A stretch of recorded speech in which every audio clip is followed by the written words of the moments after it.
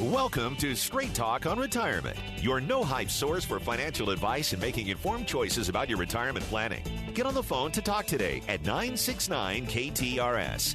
The opinions voiced in this show are for general information only and are not intended to provide specific advice or recommendations for any individual. To determine which investments may be appropriate for you, consult with your attorney, accountant, and financial advisor or tax advisor prior to investing. Securities offered through LPL Financial, member FINRA SIPC. Investment advice offered through Private Advisor Group, a registered investment advisor. Private Advisor Group and JBL Financial Services, Inc. are separate entities from LPL Financial. Now, here are your retirement coaches, Jeff and Aaron Lapidus. Well, hello, St. Louis, and welcome to Straight Talk on Retirement. You're live and local, St. Louis's favorite financial call-in show. I'm Jeff Lapidus, president of JBL Financial Services. Our offices are located in beautiful, cloud-covered, 72-degree downtown Olivet, Missouri. I am a 40-year veteran of the financial services area, a fee-based financial planner and wealth manager. And I'm joined by my very favorite, one and only, oldest prodigal daughter, Aaron Lapidus, who also is a fee-based financial planner and wealth manager. And we help our clients make smart choices about their money. The way we do that is by designing a game plan, a written step-by-step strategy, a real game plan that has several goals in mind. First is to preserve, protect, and prudently grow the assets our clients have taken their entire lifetimes to accumulate.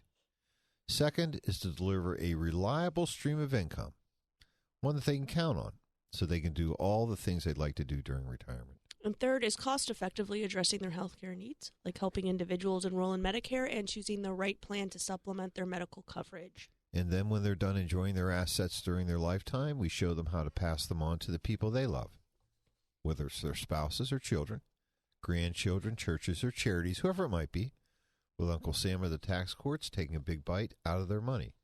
And as their wealth managers, Aaron and I watch their money every single day to make sure they're staying on track.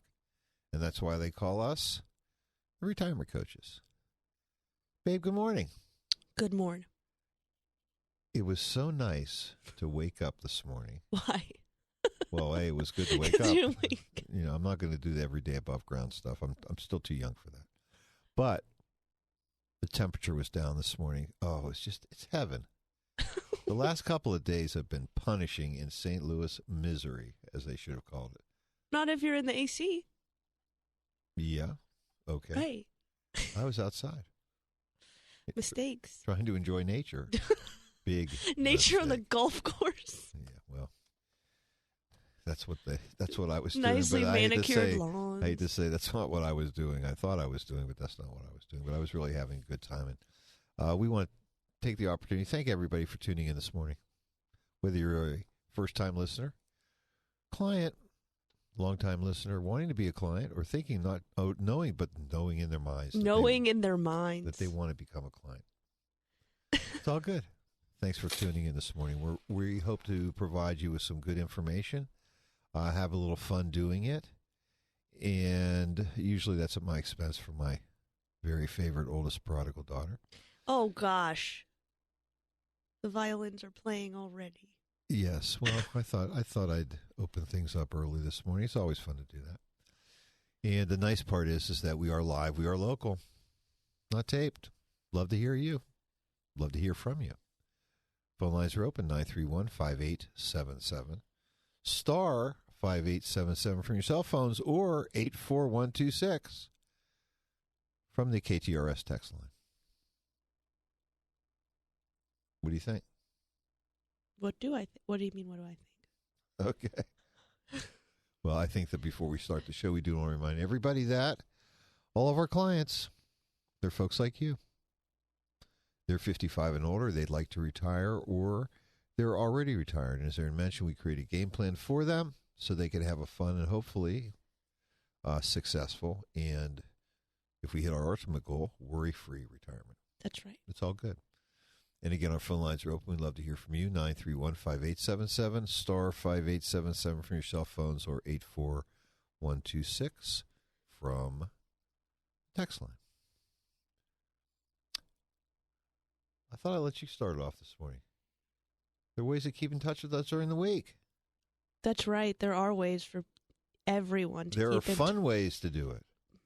If you wanted to do it. It all starts with our website. That's right, jblfinancial.com. In the upper right-hand corner, you can click Contact Us, ask us a question. Or ask for Aaron's joke of the day. What? Joke of the I'm day. just making things up as That's we go, babe. exactly right. Just having fun. I reserve all my jokes for this hour of the week. Just for you. That's good to know. That's right. jblfinancial.com is our website. In the upper right-hand corner, you can click Contact Us, ask us a question, request a coaching session. We love those. We do. We've been seeing a lot of, there was a little bit of a lull, I think, when the Cardinals started up again. Sure. We usually see that. Beginning of summer, everybody wanted to get out. Now we've seen It's we're great. seeing several people every week. Well, we're in the second half of the year. There are many folks that are thinking to themselves, let's be real. Their accounts have grown over the last couple of years. Most if they've been likely. invested, they're saying, "Hey, am I close? Can I get there? Can I get out? And Can I get out faster?" Right, and we're also seeing, because there's been such confusion and indecision in terms of a lot of the major companies as work situations. Are we going back to work? Are people still working from home? That some people have decided that they don't want to deal with that anymore. Nope. I go back to that old boss. Right, or young boss. Or if sometimes, right, or it sounds like from our experience over the last couple of years, it is the young boss that yes. Really pushes people right out the door. Well, we're going to talk about this a lot today. I mean, there are many factors to consider when you're trying to ask that question, can I retire? Mm-hmm. Obviously, one is, and maybe the most important, is the confidence in the cash flow you're going to be receiving. Right. And also the confidence in how much cash flow you might need. Exactly. So we're going to hit both of those this morning. At the same time, we also are going to hopefully answer your phone calls.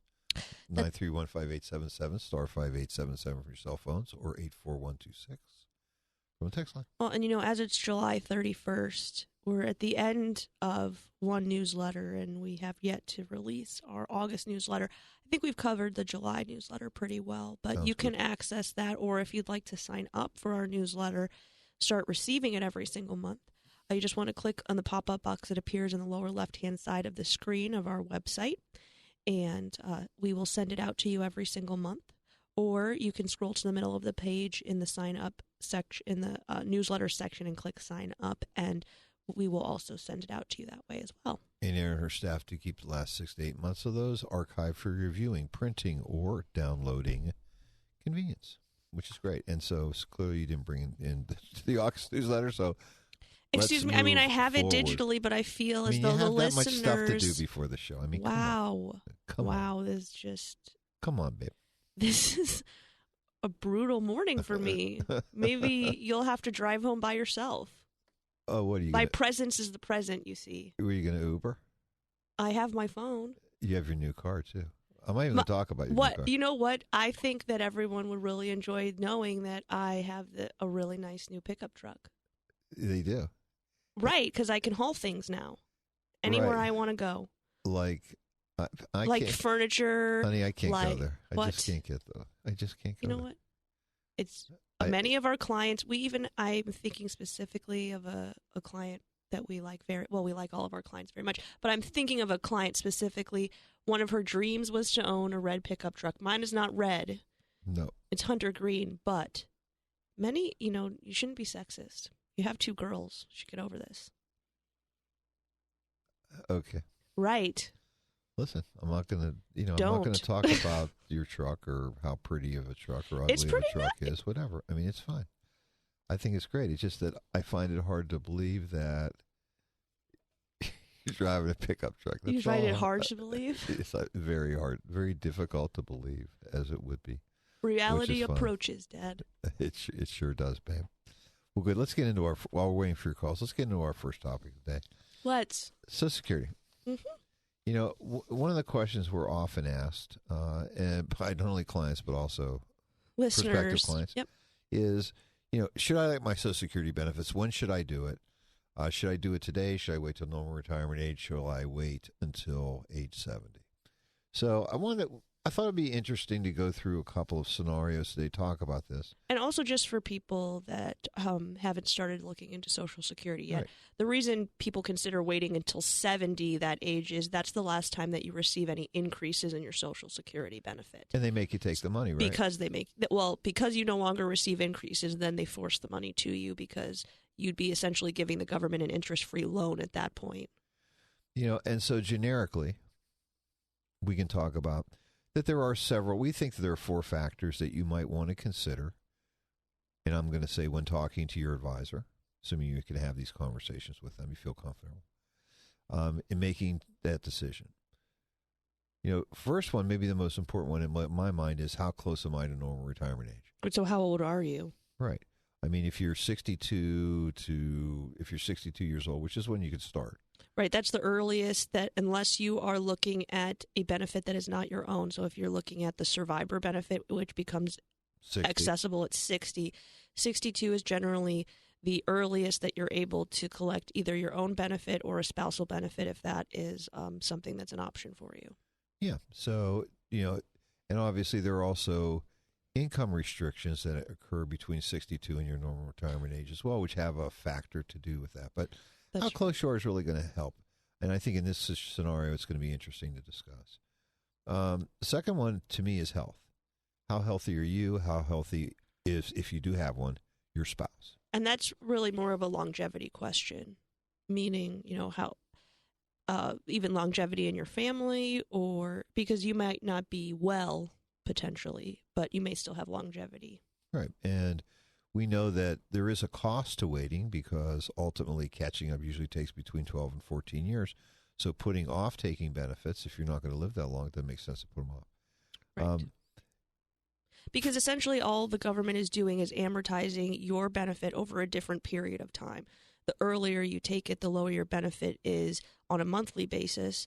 The later that you wait, they'll increase that because you have, like my dad just said, given up some of that benefit over a specific period of time, and now they're going to give it back to you on a monthly basis. Yeah, and we're talking about to age 83, 84. Right. Usually that is a 17-year break point. Right. So when at least when we're looking at things, the first question in our mind happens to be, do you need the money? Do we need the money do we have to add this or turn the spigot on, as we like to say? Do we need to add this to your cash flow game plan so that you can make things work? If not, then that's cool. Then you have more options available. And the last one is a big one, very big one. Right. What's the effect of my death or my spouse's death, depending on how we're looking at this, on income? Meaning, the survivor's income. Right, exactly. Meaning when you pass away or when your spouse passes away, based on the benefit that they're receiving, which benefit are you going to be able to keep? So there's going to be a drop in income no matter what, because the government doesn't allow you to keep both Social Security benefits, but what they will allow you to do is keep the greater of the 2 Social Security benefits. And realistically, what happens is if you happen to be the spouse of someone who has passed away and your benefit was lower than theirs, your benefit then steps up to what their benefit was. Correct. Alternatively, if you're the surviving spouse, then your benefit was larger, then you just lose. You lost it. So the question is about loss. Right. So let's talk about something very specific today. I mean, there's a lot of what-if questions in here, but and this really happened just the other day. Both, and these are clients, Joe and Sally. They're 68 years old, and they're still both actively at work. They're obviously past their normal retirement Social Security age, so they could begin to elect benefits if they wanted to at 66. And there is no income limitation for them, because once you've reached your normal retirement age, all of those income limitations are lifted. So if you're from 62 and the year that you are turning your normal retirement age, you have an income limitation of about $15,000 annually. This is adjusted. There's a cost of living adjustment every year on this, so the number does change slightly. So every year you can earn a little bit more. But then the year that you hit your normal retirement age, this number will also adjust. It's about $40,000 is what you can earn. If you exceed that between 62 and your normal retirement age, every $2 over of income earnings you have. You owe $1 back in Social Security benefit. We call it the how much you're going to shoot yourself in the foot quotient here. Right. Then the year that you reach normal retirement age, you have that limitation of about $40,000, but the formula increases, meaning for every $3 over, you owe $1 back. Right. So they'll give you a little bit of a break, but it is important to consider, and we have quite a few people that we work with that have retired from their careers, but they have retirement careers. They're earning money in some way. Either maybe they're consulting for their old company, or they've picked a new job that they want to spend some time in retirement doing. And it's possible, especially with the rising wages that we're seeing recently, enticing people to come back to work, that you very well may be over the income limitations. Right, so it's important to do that, and obviously you do have some options if you do go over the limitation during the year, like paying it back, but that's a one-time deal. Right, you only get one opportunity in the first year that you take your benefit to pay it all back and pretend like it never happened. And, there are reasons why folks that have reached, like Joe and Sally, they've reached a normal retirement age, that they might take their Social Security benefits even while they're working. Right, they don't necessarily need for day-to-day cash flow to make their lives work, but there are other reasons why they may decide they want to elect their benefit. And things like maybe they don't have as large of an emergency fund as they want. They may want to fill that bucket up. Maybe they want to enhance their savings and fill that bucket up. Or it could be that they have an obligation, right? And we've seen that before. Sure, maybe they're interested in, they have a loan, maybe they've purchased a new car, they used an auto loan, maybe they have some obligations to children from college education expenses or things like that. Primary mortgage is an example, is another big one too. Of a way to, have essentially, especially for Joe and Sally in this case, they've really created just another stream of income to use for one of these purposes. They could, if they had a mortgage balance to consider, then they could take their full Social Security benefit on top of whatever they're paying and possibly double or triple their payments. Yeah. I mean, and there are lots of reasons why folks do that. Mm-hmm. But they've also indicated that they're both going to be retiring at the end of the month. So we've got some of these. Well, so we've got or at the end of summer. I'm sorry, but so we've got some. These discussions are timely, and let's do some numbers here for you. And I think this again will give you a little perspective about how we think about things. We know that between each of them, their Social Security benefits run about $2,800 a month. So between two of them, that's $5,600. So if they were to delay these benefits for 2 years, math, 5,600 times 12 times 2 years is they're really foregoing about $134,000 of income. Right. They're going to see an increase if they do forego. The increase averages about $200 a month. So between the two of them, that's $400. Using the same math times 12 times 2, it's $9,600. Is what their benefits are going to increase by waiting between age 68 and 70. So we take the amount they're giving up over the amount that their increase would be to get the break-even point, which is 14 years. Right, $134,000. They're foregoing, dividing by 9,600, the annual increase for the two of them together. That's 14 years. So this is the formula that you could sit down and look at. If you have your Social Security statement on the second page, they're going to show you your benefit at 62, your benefit at 70. I believe they give you another age. Normal retirement age benefit. Exactly. That's on the front cover of your pamphlet. Yes. And if you want to figure out another age, meaning you're looking at 68, like Joe and Sally, they don't list every age between 62 and 70.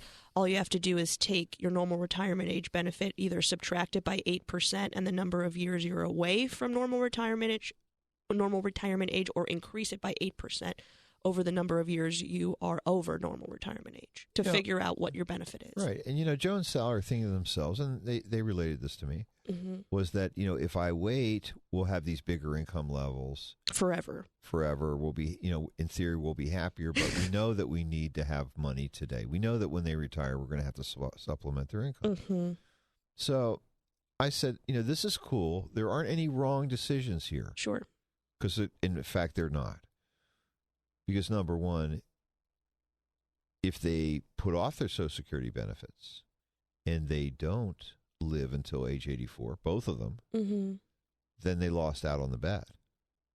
Right. They let the government keep a lot of their tax dollars. Right. Yeah. I mean, well, they're not going to get the right, because they're not going to get their Social Security benefit, right, which survivors is taxed. Don't get that deceased person's benefit, period. So there's a little bit of a bet to that. But I did mention a couple things that they might want to consider. The first one is, we know that Social Security benefits, assuming that you're earning over $44,000 as a married couple filing jointly, only 85% of your Social Security benefits are subject to federal income taxes, whereas 100% of benefits from IRA distributions are subject to income tax. Right, and the 85% is not taxed at an 85% rate. It's just 85% of the benefit is taxed at your income rate. So if you're in the 12% tax bracket, 85% of your Social Security benefit is taxed at 12%. Yeah, so like in this example, let's just say that their benefits each year are running each of them, their benefits are running, let's say $30,000.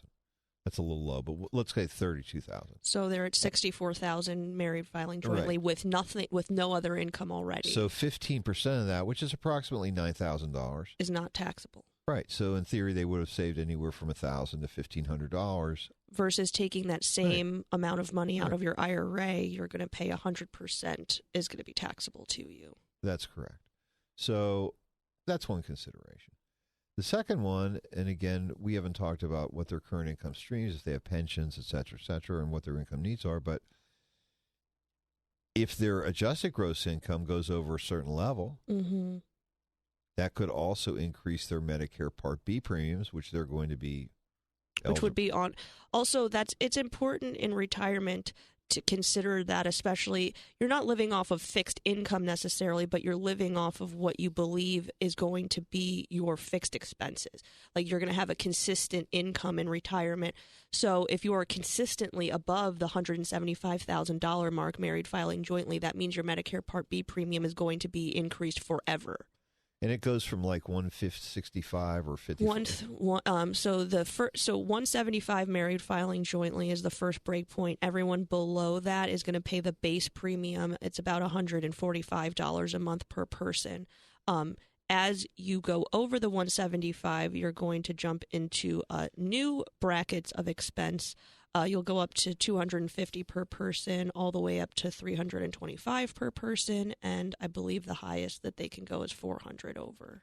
Well, in this particular case, if you break the bracket by a penny, you're paying the extra $100 a month or $200 a month for two people times 12 months.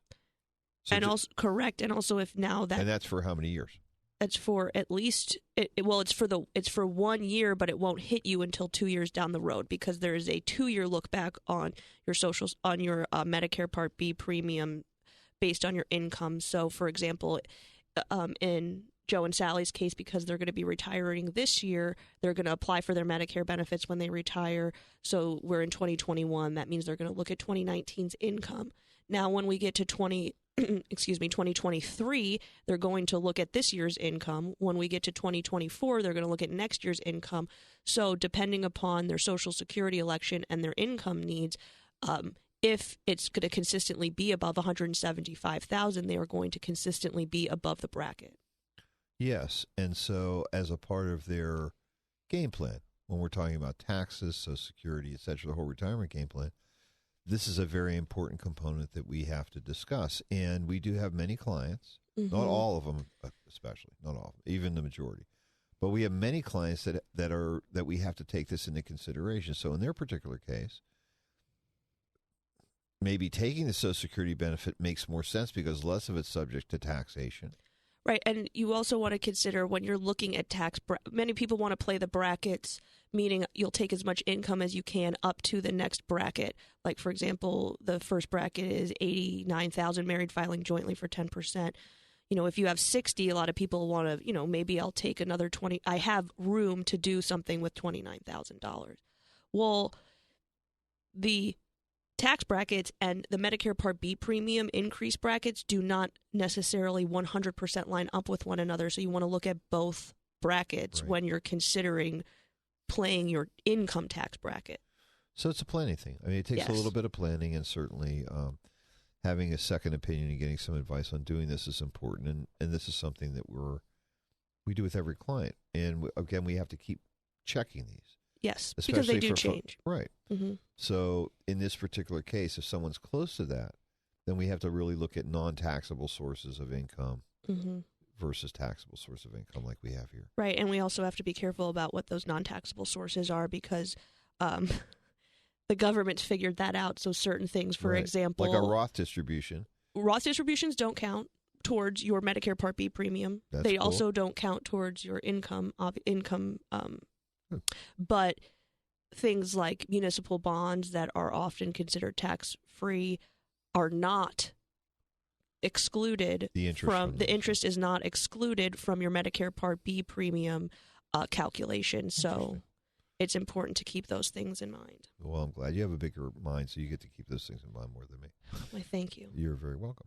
And then the third consideration, I would say, is does receiving this income flow through Social Security benefits versus IRA distributions increase their sense of security for that stream of income itself?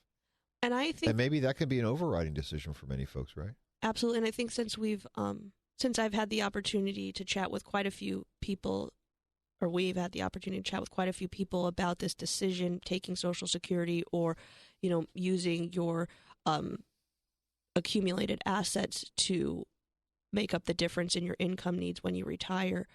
I always think that it's kind of interesting. It's all your money. Your Social Security income is your money. You paid for it through your taxes. Obviously, you accumulated your assets through work. What makes you feel more secure? Liquidity, meaning you're not going to use your IRA or accumulated assets so you have more of them, or the fixed income side of things. Does that make you feel more secure? Because there can be security in many ways for people. And I think that we've found, especially for people that have this decision to make, which is, they don't necessarily need their Social Security benefit to make their lives work. They may say, hey, we like the idea of having all of this liquidity available to us, so maybe we do take our Social Security benefit a little earlier than 70 or right at normal retirement age. Yeah, and this doesn't certainly in any way discount the notion that many folks have that we've seen, is that they don't trust the government. That Social Security benefits are real. I mean, with all the debt is Social Security really going to be here? Are they going to cut it out or whatever? I think if we do not have Social Security benefits, if Social Security benefits are cut or gone, we're all going to have way more problems than the fact that the Social Security benefits are gone, because that means we've lost the government's lost its ability to tax us. Yeah, honey, I think it's even deeper than that. First Deeper of all, than that. no, I mean, first of all, Social Security is a pledge Right. that's made between you and the government. I'm going to give you I'm going to give you some of my money, so my employer You're going to withholding taxes, guarantee that and you're going to give this and you're going to income. give some of it back. Number one. Number two is I think it's going to be very difficult to find a single politician on this planet or any other universe Right, that's willing that's to going to agree to say, oh, we're going to cut out Social Security benefits. Right. So to my point is No. that would have, to me, you would be looking at government collapse before Right. Social Security benefits are gone. So you'd be a lot more concerned about other things. And as a person that is approaching, and I can see the sign. Rapidly? It's down the road, but not that far. Normal retirement age. Okay? Mm-hmm. And again, normal is, we're talking about Social Security, not necessarily me being normal. Okay. Or what my normal retirement age would be. Indeed. Or that you would like it to be. So, that being That the is case, a really good point. well, They didn't ask me that, Well, of course, the government. we'll have the government, we'll send them an email or something, okay? We'll text them. Mm-hmm. We'll text. Okay. When should Dad retire? Okay. I already know the answer to that. Yeah, I mean, I know that as long as there are taxpayers out there, that is youngsters, which I've created, others, most of them I haven't, that are out there doing their thing, earning income, they're going to be funding the system. And that's really what happens because it's funded through payroll taxes. And as we are the freest, fairest, Most transparent. country on the planet, I'm not worried about Social Security benefits. Well, What's important here is that there are truly no cut and dry right, this is all shades of gray. exactly answer. Everyone's family situation is different. Everyone's income situation is different. And therefore, there aren't any wrong answers. Whatever answer you come up with is the right answer. Right? I mean, that's really what it comes down to. And one size does not fit all. Your answers are your answers. That's right.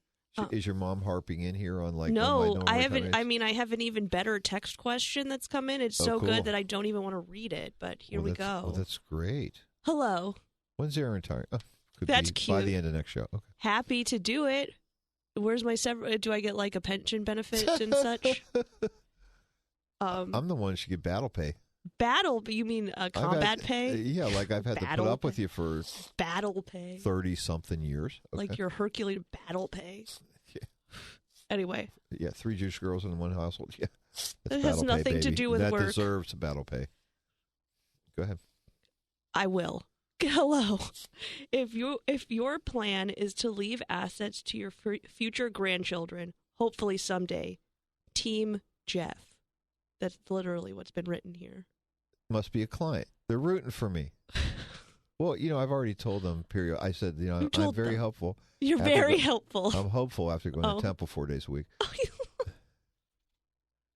Lord. Anyways. And I've also told, whoever this is on Team Jeff, which, by the way, thank you very much, is that, if my kids aren't creating, I'm going to buy them. That's the way it works. Well, now that I know that there's an out, I'm feeling a lot more comfortable with things. Your inheritance is proportionally reduced, just so you know. By your battle pay? Yes. Anyway. Mm-hmm. All right. If your plan is to leave I like that Team Jeff. That's great. I'm giving them Oreos when they come in. They have to identify themselves later. Please do. Okay. If your plan is to leave assets to your future grandchildren, I mean, there's many of them now. All of them. Is there a reason to have a trust as opposed to just having them as a beneficiary? Yes, there can be. First, a couple things. Number one is that if they're minors, when they inherit this money, they're going to need some custodial assistance, A. And B, if these IRA assets, which is what they would probably be receiving, I would still be sending my non-retirement assets to my two loving, do you like that? Loving, sweet, grateful children. Grateful are we? You'll be every grateful day. when I'm gone. You'll be grateful. What? Now that was extreme. That's right. So they'll be getting the non-retirement assets, the tax-free assets, the IRA assets going to them. So what will happen is that there's a possibility that we would like to protect them from creditors. Yes, and so an IRA trust might be appropriate depending on the amount. Because currently, and if they're minors, and then also this texter, Team Jeffer, I love that. Oh my God, I love that. Is that great grandchildren? I'm a dreamer. You know that. I'm a dreamer. And I don't even have response to this. And if I can, I'm going to be holding assets for like 2 generations now. Well, I think this. I mean, again, folks, we're trying to have a little fun with this, but the truth of the matter is that your IRA assets have credit. This is powerful. I mean, this is really powerful because the Uncle Sam has forced us. This is all of us to have our heirs have to force these assets out within 10 years. It really could put a pressure on their taxes. Well, it could, but also it also gives them an opportunity. To me, this is a lemonade. Right, it gives the clients an opportunity. It gives the current owners of these IRA assets the opportunity to do some planning. And really if you can, to positively impact the financial futures of the people that they love. Mm-hmm. Much sooner, too. Right. In most cases. Uncle Sam created this. They really created this opportunity to do this, and I think that it certainly would not be prudent as advisors for us to not talk about this a lot. And every client that we're seeing, we're talking about these, because the reality is, it's to me, and I've said this to everybody, the CARES Act came out in January of 2020. I want to say it was 6 months to a year. I've been thinking about this, that it really came to me when my 2 loving daughters, wonderful children, are in a position where they can inherit assets from my wife and I, assuming that we live to our normal retirement age. They're going to be my age. Old. Very older. They'll be adults. Hopefully, they're going to be moving towards the end of their working careers. They'll have already accumulated the assets that they wanted, and then obviously maybe had a little help from mom and dad if they're nice after showtime over their lifetimes. Those grandchildren that are there, assuming, God willing, they exist. Right, Team Jeff. Team Jeffers, there we go, is that they're going to be in their 30s, 40s. They're going to be broke. They're going to be just like where we were, okay? Lots of obligations. Less income. Less income and money. Lots of debt piled up. Could we, positively affect them in terms of helping them from that side? But then also the other side is... It's really protecting your assets in the distribution phase, because what's happening here is giving the older children the non-taxable assets means they won't have tax consequences to that inheritance. Yeah. Passing on the taxable assets to the younger generations, assuming that most likely they will be in lower tax brackets at that point, reduces the taxation for them, even though they're now going to be obligated to distribute that over a 10-year period. Well, and if we think, for most people, if we really think back, especially baby boomers who I'm talking to our 30s, 40s, you were never able to, and for many people, maybe until their late 50s, wherever possible for them to make their maximum contributions to retirement accounts. Right, so you could be creating retirement for your grandchildren. The base. Right. Yeah, I mean, let's use an example here. Let's just imagine for fun that you have 4 grandchildren, and you have $1 million IRA, and you decide you have other assets, the kids can have those, but I'm going to split this my IRA among 4 grandchildren, $250,000 apiece.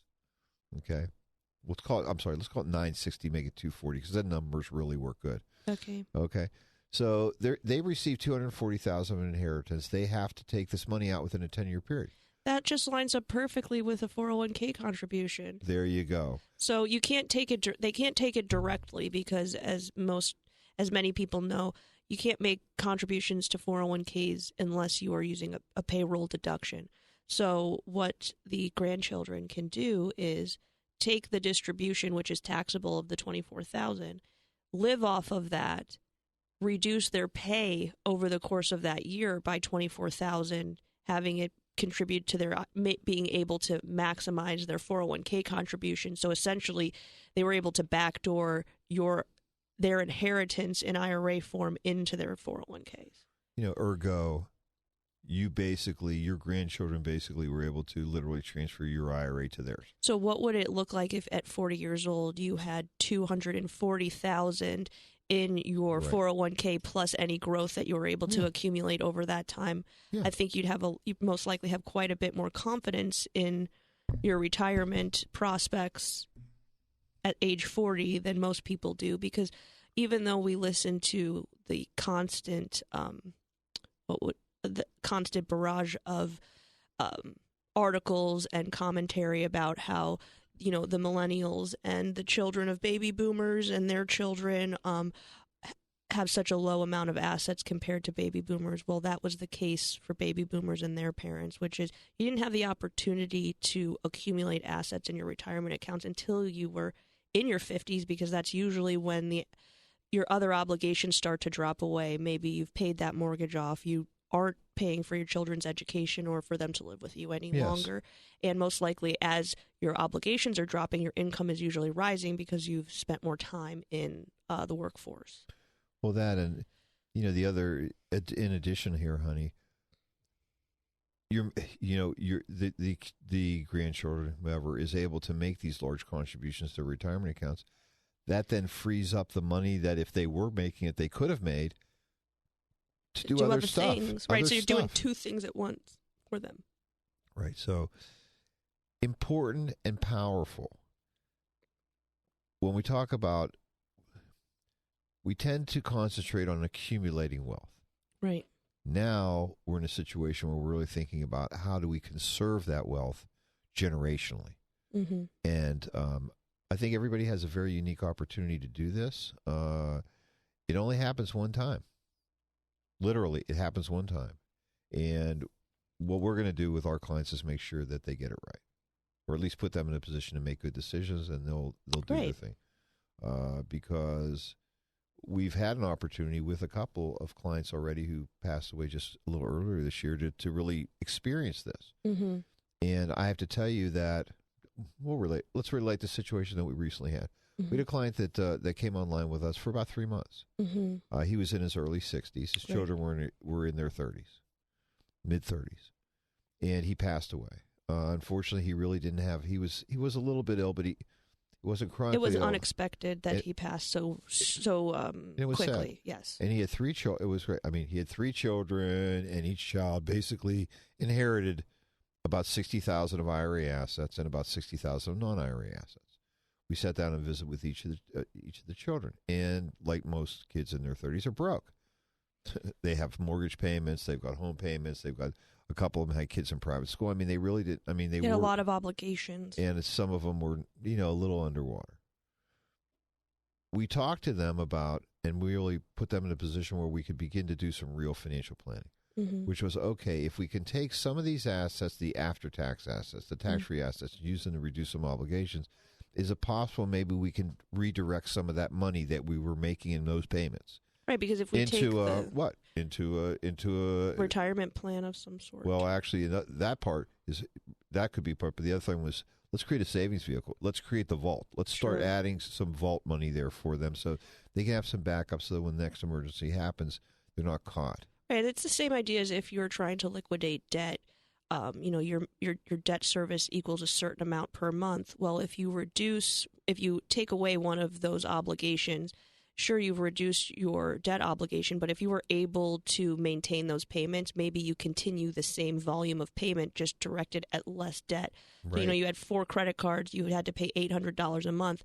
Now you only have 3 credit cards. Maybe you've dropped your obligation to $600 a month, but if you continue to pay $800 on the last 3 cards, you're going to be reducing that obligation much faster. And that's so smart to do. And then, further, we had a conversation. Okay, so now we've got $60,000 of an IRA. We have 10 years to get rid of it, $6,000 a year. None of them had been making retirement contributions. So we set up an IRA and we said, hey, listen, let's do this. Let's take the $6,000 a year. Let's take it out.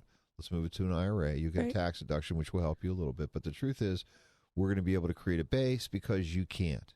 And also the other great thing is you've made a taxable event tax neutral, which is the $6,000 came out of the IRA. You owed taxes on it. But as soon as you said, I'm going to take $6,000 to make my IRA contribution, you reduced your income by $6,000, making that transaction neutral.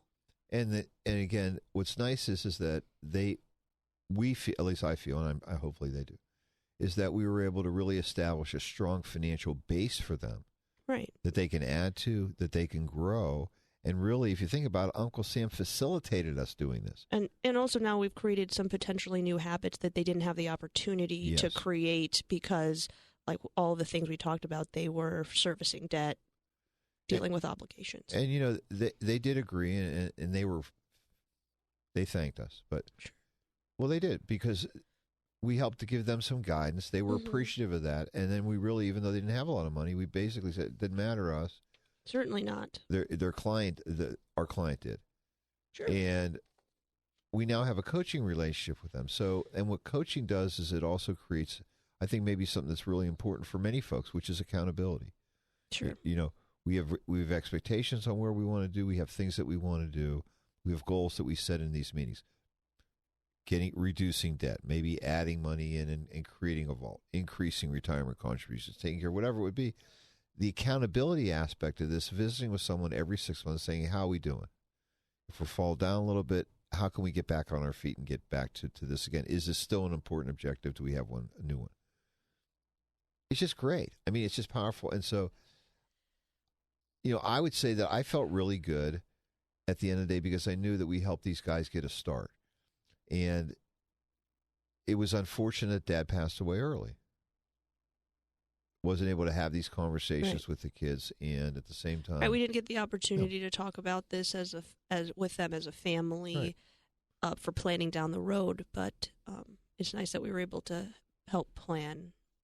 after Dad passed. You know, honey, we do have another Social Security discussion to do, but I think I want to put that off for now because I would prefer to go to our Smart Choices About Your Healthcare section, which is sponsored every week by our very good friends. Aetna and Anthem of Missouri. Two of the big insurers here. Great companies, great products. Thank you so much for supporting the show. Indeed. So last week we had a text at the very end of the show asking to explain the difference between Medicare Advantage and a supplement. And we really only had the opportunity in the briefest of ways to explain those differences. So I thought this would be a really great conversation to have right now because for any individual that's preparing to enroll in Medicare, this is a decision you'll have to make. But for anyone that's already on Medicare, open enrollment really is just around the corner with October 15th being the beginning through December 7th. So if you're currently using a supplement, this might be your opportunity to check out Medicare Advantage. Because the open enrollment season really is for Medicare Advantage plans. Right? Medicare Advantage and also for prescription drug plans if you happen to be using a supplement. The D plans, right? Correct. Okay. So I thought let's use an example of Sue, who will be turning 65 in September. She's currently using COBRA from her former employer, so she's going to need a September 1st effective date with Medicare because Medicare does not consider your COBRA as good or better than itself because COBRA was really designed for individuals that didn't have access to other coverage. When you turn 65, you have access to the best thing in the world. And not only that, in almost all cases that we've dealt with, COBRA is more expensive than your Medicare will be, so there would be no reason for you to hold off. So Sue, she sees a few physicians, her primary care doctor, and 2 specialists twice a year. She's also using about 3 or 4 generic medications. We knew this in advance because we asked her to fill out a pretty brief medical questionnaire that asks for just that. Who are your physicians? What are your prescriptions? We also have a nice little section at the bottom to say, let us know about any other health needs that you might have or concerns. Gotcha. So when she came in to see us, we were able to discuss her options specifically. So if we take a look at the first option, traditional Medicare, which would be the supplement, her Plan G premium would be $143 a month. Her Part D premium would only be $7 a month. The nice thing is every year, prescription drug companies offer a relatively inexpensive prescription drug plan for individuals like Sue, where they're using all generics. They're still offering a relatively robust formulary. So if Sue happened to add another medication, it might be a little more expensive than if she were on a more expensive policy. But because we can change this annually, we feel like selecting the best prescription drug plan in the moment is going to give you the best results. And because we can review it every year, we can always change that as your prescription needs change. No, honey, I was going to say this Plan G thing is it has a deductible, and then the plan for the healthcare stuff is covered 100%, but the drugs are still covered under a separate plan. Is that right? Exactly. So when Medicare was originally created and when the supplements were added, they did not anticipate that prescription drugs were going to become as expensive as they have. So prescription drug coverage was not included in Medicare or the supplements. During the Bush administration, they added prescription drug coverage, and as opposed to integrating it into anything, they really just threw it on top, which is why it always sits separate from your medical. So traditionally, if you're on an individual health insurance or if you are using an employer plan, you don't get to separate out your medical and your prescription. You get it tied together. Now, if you were looking at the cost of your plan, each of those pieces does have a separate premium associated with it. They just bundle it all together for you on the front end, so you don't see what's actually happening on the back end.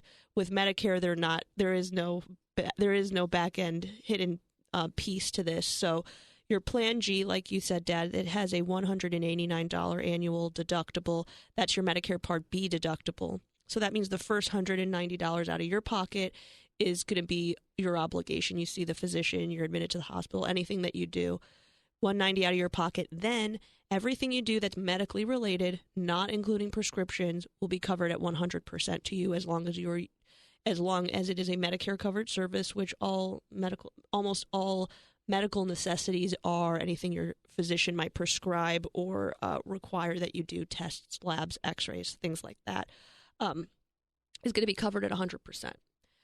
The Part D is going to give you access to a formulary, which are the list of drugs that the insurance company is willing to cover, and then access to places to fill them. So that would be your pharmacy or mail order. So totaling together for Sue, it's going to be $150 a month for these two pieces, or $1,800 a year. And that's premium. Exactly. That's premium. The nice thing about these Plan Gs is that there's no network, so you can see any physician that you like anywhere in the country. Now, that seems incredibly appealing to a lot of people, but in reality, right now, if you're on individual insurance or group health insurance, you can't see every single physician in the country anyway. So you have to decide if that's something that's truly important that you really want to pay for, or if it just sounds like a nice perk to you. Because these policies are really indemnity, that means that the Plan G is going to cover the expense that, based on where you are in your deductible after you've hit that, it's going to pick up the expense that Medicare does not for you. There aren't any extra benefits. Anthem does happen to offer Silver Sneakers, which is the free gym membership. I kind of quoted that as a $25 a month benefit, meaning you're going to get $300 back essentially from the insurance company. So if you think about it, as opposed to $1,800 a month, you're really $1,800 annually. It's really $1,500 if you take advantage of Silver Sneakers. Gotcha. In this type of policy, you're going to pay everything up front, right? You use the doctor or you don't. You're always paying this $150 a month premium on top of your Medicare Part B premium. Now, this number is going to increase because it's a premium. Annually, it usually goes up anywhere between 1% to 5%. Okay. That's option A. Option B is Medicare Advantage. So the way these work are, you're going to get your medical and your prescription tied together in one package, just like you are now, most likely. However, your prescription drug coverage still sits to the side, even though you don't have to pay a separate premium for it. So most Medicare Advantage plans at this point are zero premium, which is nice. HMO or PPO style, depending upon what you'd like to select. Many offer zero copays to the primary, meaning every visit, not just your annual checkup, they call them issue visits, meaning you're not feeling well, you want to go see the doctor. That's going to be a zero copay to you. Anytime you want to see a specialist, that ranges in the $35 to $40 range, which is, in most cases, I've noticed, less than even group health insurance policies are offering at this point. Yes. Most of the maximum out of pockets are going to range between $3,000 and $4,000 in terms of the most that you can spend in 1 year on anything that's medically related, excluding your prescriptions. Great. So we're looking at $1,800 of premium fixed on the one side versus $3,400 maybe potentially maximum out of pocket. But then here's the math that I started doing recently, especially as these plans became more robust with extra benefits. Aetna, for example, offers $1,300 annually for dental. And that's any kind of dental that you need: cleanings, exams, x-rays, crowns, even they're now covering implants. So $1,300 annually. They're going to offer $300 towards eyewear, $2,500 towards hearing aids. Medicare doesn't cover the devices themselves. They will cover the audiology visits and checkups, things like that. Many of the insurance companies now are offering a $25 over-the-counter benefit, which means you get to pick out of a catalog anything from tissues to Vaseline, surgical gloves, cold medicine, allergy medicine. Silver Sneakers is included. So if I add up all those benefits together, you're at $4,700 of benefit from the insurance company. Wow. Without, it's $2,200. So if we compare that to the maximum out of pocket, you're really looking at a $1,200 liability if you can hear, or you're looking at an excess of, over $1,000, nearly $1,000 that the insurance company is going to give to you, even if you hit your maximum out of pocket. And of course, these folks have networks, and they're large and they're robust, and you're checking to make sure that their physicians are basically matching. Which is exactly why we ask for that questionnaire in advance. And, networks seem to intimidate people, but you're using a network now with your current coverage. Yes. So transitioning to another network, as long as we make sure your current physicians are available, you shouldn't see any change in how you're feeling on the policy. That's great. And, if you're feeling, after our conversation, you're within 5 years of retirement, want to retire, having a coaching session with Aaron and I, give us a call, 314-863-0008. Again, 314-863-0008. opinions voiced in this show are for general information only and are not intended to provide specific advice or recommendations for any individual. To determine which investments may be appropriate for you, consult with your attorney, accountant, and financial advisor or tax advisor prior to investing. Securities offered through LPL Financial, member FINRA SIPC. Investment advice offered through Private Advisor Group, a registered investment advisor. Private Advisor Group and JBL Financial Services, Inc. are separate entities from LPL Financial. This is Jeff Lapidus, the Retirement Coach. We'll be back next week at 10 a.m. here on the Big 550 KTRS.